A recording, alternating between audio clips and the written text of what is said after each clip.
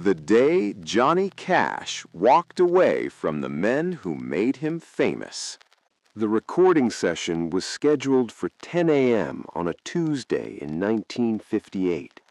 By 9:45, everyone knew something was wrong. Sam Phillips sat in the control booth at Sun Records in Memphis, watching through the glass as Johnny Cash set up his guitar.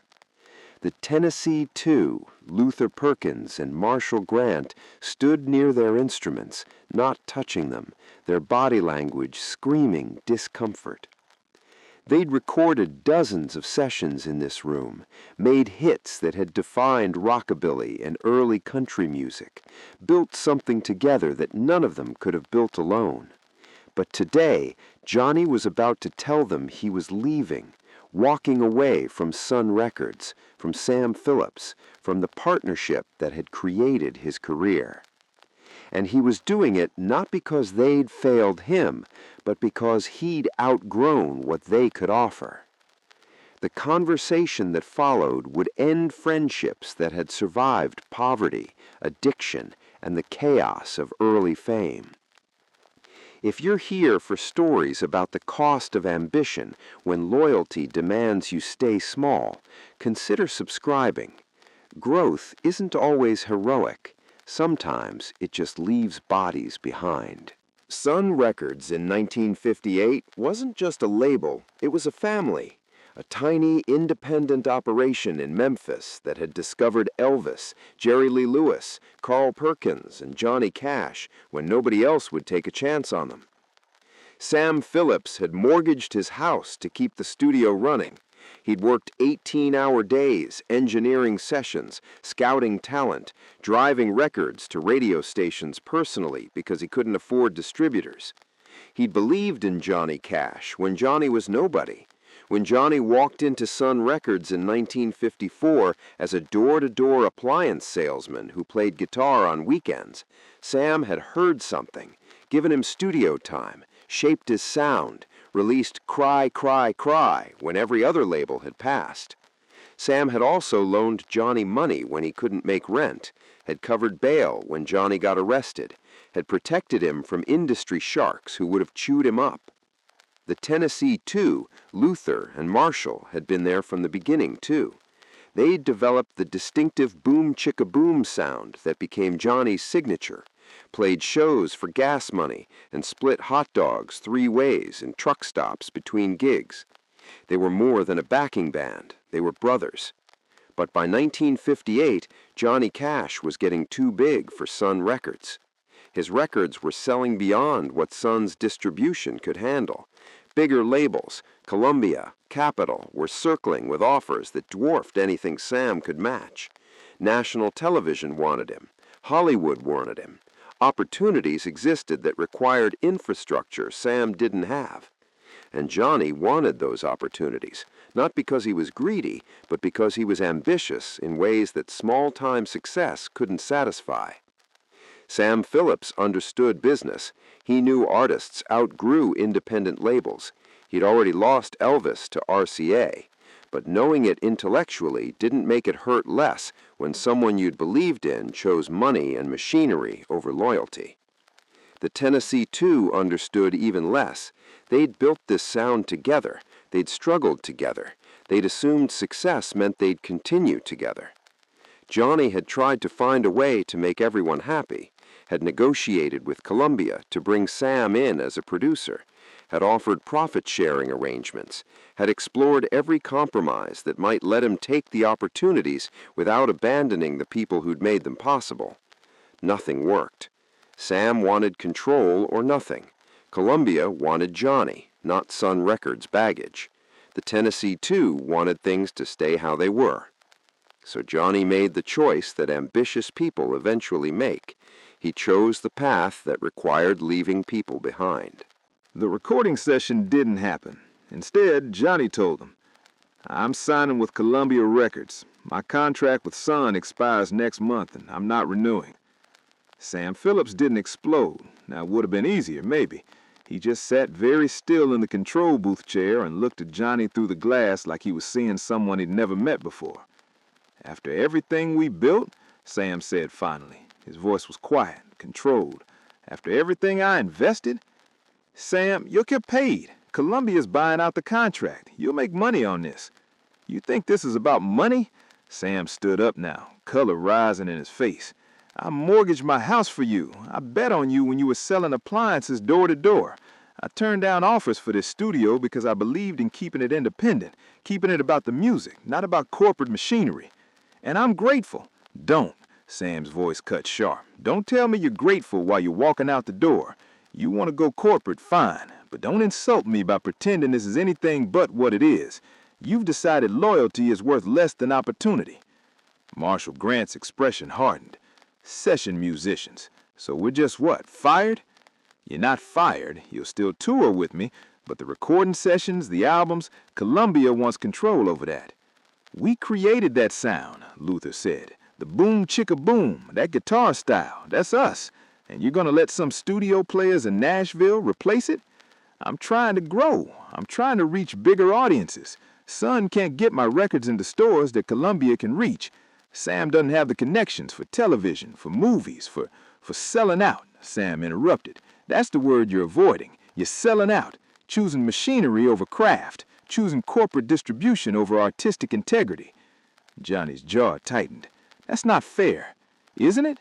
You're abandoning the people who made you for the people who can make you bigger. You tell me what else to call that. The silence in the studio was suffocating. Three men who'd built something together, watching it disintegrate because one of them wanted more than they could provide. I have to do this, Johnny said finally. I can't stay small because you want me to.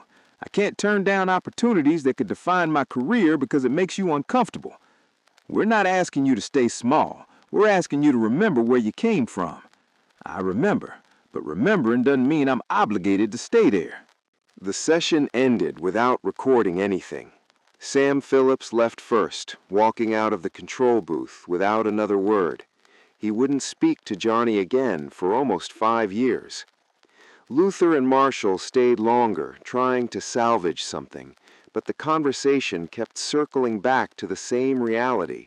Johnny was choosing a path they couldn't follow, not because he'd forbidden it, but because the infrastructure he was joining had no place for them in the way they existed now.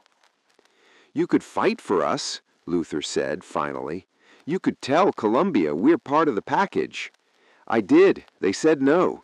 They said session players are standard for major label production and they're not making exceptions. So you just accepted that? Johnny looked at his oldest friends, these men who'd shared poverty and early success with him, and told them a truth that hurt all of them. Yeah, I accepted it, because I want what Columbia can give me more than I want to keep things how they are.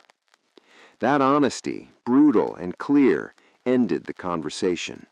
Luther and Marshall left together. They'd continued touring with Johnny. Contracts and financial necessity demanded it, but the friendship was functionally over. They'd be colleagues from that point forward, professionals, but not brothers. If what Johnny chose here troubles you, if you recognize the ambition that destroys what built it, hit that subscribe button. This isn't a comfortable story. That's why it matters. Johnny Cash's first Columbia Records album came out in 1958. It sold better than anything he'd done at Sun. The production was slicker, more polished, more radio-friendly.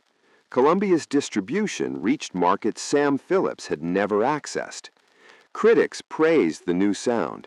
National media profiled Johnny as an artist who'd successfully made the jump from independent scrappiness to major label sophistication. Everything Johnny had gambled on paid off professionally, but the relationships never recovered. Sam Phillips built a legend out of his bitterness. He'd tell interviewers for decades about discovering Johnny Cash, about betting on him when nobody else would, about being abandoned when bigger money came calling. He'd become the martyr of Sun Records mythology, the pure artistic visionary betrayed by commercial ambition. Some of it was fair, some of it wasn't, but Sam wasn't wrong that Johnny had chosen opportunity over loyalty. Luther Perkins and Marshall Grant continued as the Tennessee Two, touring with Johnny for years, but the creative partnership was dead. They became sidemen instead of collaborators, played what they were told to play, watched session musicians get the studio work that used to be theirs. Luther died in 1968, and Johnny spoke at the funeral with genuine grief, but people who knew them both said Johnny carried guilt about those final years, about how the relationship had ended not in an explosion, but in slow erosion, in creative divorce disguised as professional continuity. Marshall Grant worked with Johnny until 1980, but their relationship remained professionally cordial and personally cold. In later interviews, Marshall would say Johnny had changed when he left Sun, had become something different, something more successful, but less authentic. Was he right? Depends on how you define authentic. Johnny's Columbia years produced some of his greatest work, Ring of Fire, Folsom Prison Blues as a live album, the defining moments of his legend. But those moments came at the cost of the relationships that had made them possible. Years later, in the 1990s, Johnny would reflect on the Sun Records departure in interviews.